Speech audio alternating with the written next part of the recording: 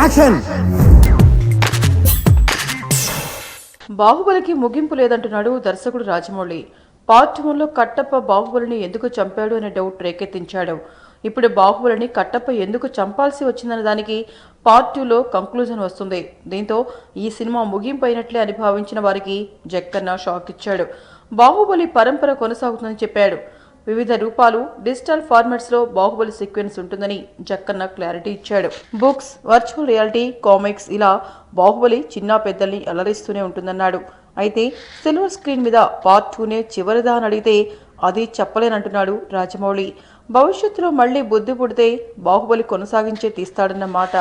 మీకు ఈ వీడియో నచ్చితే ఒక లైక్ కొట్టండి, లేకపోతే కామెంట్ చేయండి. బట్ సబ్స్క్రైబ్ చేయడం మర్చిపోకండి.